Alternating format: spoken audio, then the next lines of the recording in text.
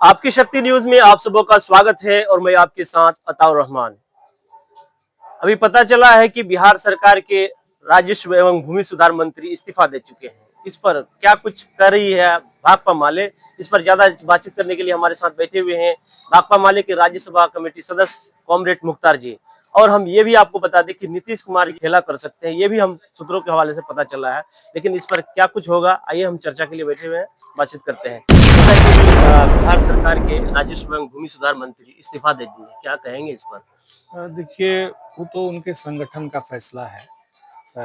उन्होंने इस्तीफा दिया है, लेकिन उनका जो पूरा कार्यकाल रहा है राजस्व एवं भूमि सुधार मंत्री के बतौर, वो बहुत अच्छा कार्यकाल नहीं रहा है। आप जानिए कि इस पूरे कार्यकाल में ऐसे तो कह लीजिए कि एनडीए की जो सरकार है बिहार में, इस सरकार के रहते हुए खास करके भूमि संबंध के मामले में ये सरकार बहुत आकंठ भ्रष्टाचार में डूबी हुई है। आप किसी भी अंचल में, बिहार का कोई भी अंचल कार्यालय है, वहां आप चले जाइए तो बिना पैसा दिए जनता का कोई भी काम नहीं होता है। अभी देखिए, जमीन सर्वे के नाम पर हम लोगों ने देखा, हम लोगों ने इसके खिलाफ आंदोलन भी किया, हम लोगों ने लड़ाई भी लड़ी कि जमीन सर्वे के नाम पर कुल मिलाकर के लोगों को परेशान करना। लेकिन चौतरफा दबाव जो है, वो दबाव के कारण भी हो सकता है क्या, जो इस्तीफा दे दिए? अब उनका अंदरूनी क्या बात है, इस पर कोई टिप्पणी हम करना उचित नहीं समझते हैं। हम इसके राजनीतिक एस्पेक्ट को देखने की कोशिश करते हैं। हमको ये लगता है कि दरअसल एनडीए का जो पूरा कार्यकाल है उसमें भूमि संबंधी जो विषय है उसमें आप जान लीजिए कि अभी जमीन सर्वे के नाम पर भारी लूट मची, कागज बनाने के नाम पर भारी लूट मची, दलाल बिचौलियों का एक बड़ा जाल जो है पूरे बिहार में बड़ा जाल जो है सो बन गया है। तो हम तो ये समझते हैं कि राजस्व एवं भूमि सुधार विभाग जो है वो बिहार के लोगों के लिए बहुत जरूरी विभाग है और उसमें होना ये चाहिए कि भूमि संबंधी जो विषय है उसका हल निकाला जाना चाहिए। जैसे आप जान लीजिए कि बिहार के भीतर आज तक डी बंदोपाध्याय कमीशन की जो रिपोर्ट थी वो आज तक लागू नहीं हुई।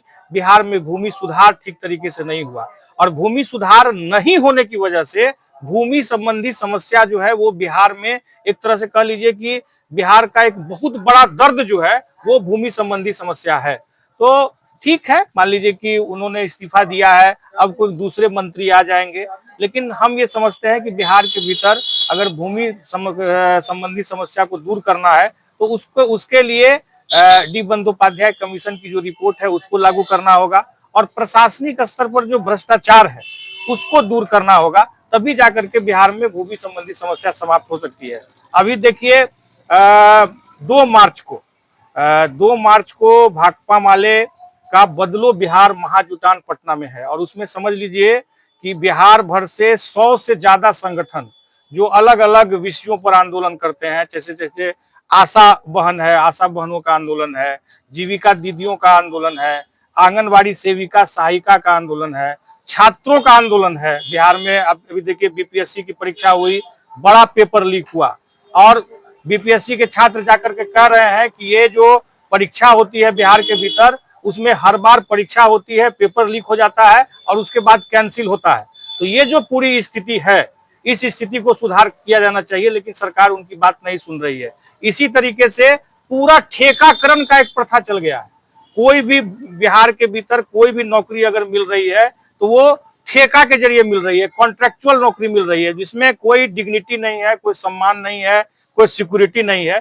तो 100 से ज्यादा संगठन, चाहे छात्रों का सवाल हो, चाहे शिक्षकों का सवाल हो, चाहे कर्मचारियों का सवाल हो, आशा का सवाल हो, आंगनबाड़ी सेविका सहायिका का सवाल हो, तमाम लोग जो लड़ने वाले लोग हैं वो तमाम लोगों का जुटान 2 मार्च को हो रहा है। यहाँ पूर्णिया से भी और यहाँ श्रीनगर में हम लोग बैठे हुए हैं, यहाँ से भी बड़ी संख्या में लोग उस बदलो बिहार महाजुटान में शामिल होने का टारगेट रखे हैं। यहाँ पूर्णिया जिला से तो हम लोग 5000 की संख्या में अभी तक जो हम लोग का है, ऐसे तो ज्यादा संख्या भी जा सकती है, लेकिन 5000 लोग यहाँ से उस बदलो बिहार महाजुटान में शामिल होंगे। ठीक इसी तरीके से अररिया से बड़ी संख्या में लोग शामिल होंगे, किशनगंज से बड़ी संख्या में लोग शामिल होंगे, कटिहार से बड़ी संख्या में लोग शामिल होंगे। ये जो पूरा सीमांचल का जोन है यहाँ से बड़ी संख्या में बदलो बिहार महाजुटान में लोग शामिल होंगे और 2 मार्च ये तय करेगा कि बिहार में 20 सालों से ये जो नीतीश भाजपा की सरकार है और ये सरकार के रहते हुए जिस तरीके से बिहार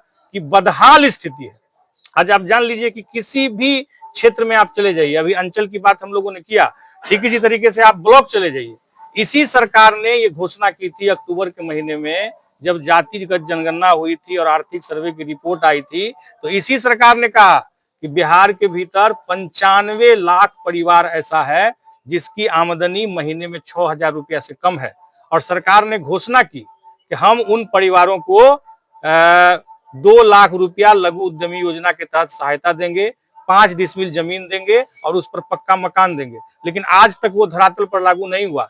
जब हम लोगों ने पूरे बिहार में हर ब्लॉक में, यहाँ श्रीनगर में भी हम लोगों ने श्रीनगर ब्लॉक का घेराव किया, अंचल का घेराव किया, जलालगढ़ में भी हम लोगों ने किया और पूरे बिहार में हम लोगों ने किया, तब अभी 18 तारीख को सरकार ने उस पोर्टल को खोला है और 3 मार्च के लिए खोला है कि अप्लाई आप कर सकते हैं। और उसमें भी एक क्राइटेरिया लगा दिया कि आपको आय प्रमाण पत्र बनाना है 60,000 रुपया से नीचे।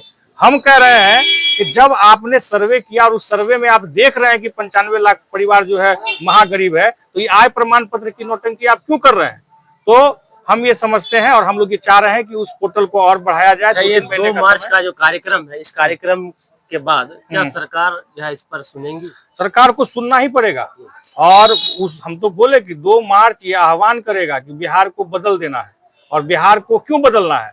बिहार को इसलिए बदलना है कि बिहार के किसानों की स्थिति बहुत बदतर है। अभी देख लीजिए, अभी मोदी जी भागलपुर आए थे और मखाना बोर्ड वो भागलपुर में बनाना चाहते हैं, जबकि आप लोग सोचिए कि मखाना का सबसे ज्यादा उत्पादन कहाँ हो रहा है?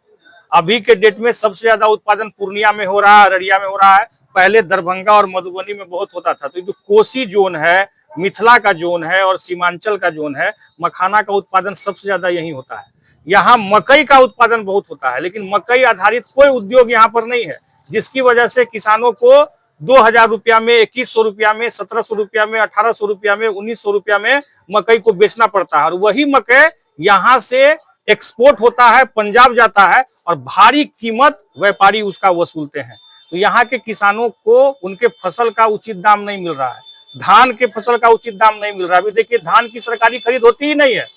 पैक्स के जरिए क्या होता है? पैक्स के जरिए किसानों से डायरेक्ट धान नहीं लिया जाता है। कुछ मुट्ठी भर जो बड़े किसान है उनका धान तो ले लिया जाता है, लेकिन जो छोटे किसान है, जो 5 बीघा वाले लोग हैं, जो 10 बीघा वाले लोग हैं, 2 बीघा वाले लोग हैं, 3 बीघा वाले लोग हैं, उनका धान का खरीद नहीं होता है। उनको व्यापारी को बेचना पड़ता है और फिर वही व्यापारी सरकारी दर पर पैक्स में धान बेचता है। तो ये जो पूरा एक तरह से कह लीजिए कि दलालों का, बिचौलियों का जो ये पूरा जाल है, इस जाल के खिलाफ वो बदलो बिहार महाजुटान है और यहाँ से बड़ी संख्या में लोग शामिल होंगे। चलिए, बहुत बहुत शुक्रिया। जिस तरीके से अभी डॉक्टर दिलीप जायसवाल जी इस्तीफा दे दिए हैं, राजस्व एवं बिहार सरकार मंत्री के, वो यानी कि मंत्री थे और इस्तीफा दे दिए हैं, और नीतीश कुमार जी भी खेला करने वाले हैं, ये सूत्रों के हवाले से पता चल रहा है। तो आइए, क्या कुछ होगा वो आप तक हम साझा करने का प्रयास करेंगे। दीजिए इजाजत, मिलते हैं छोटी सी ब्रेक के बाद।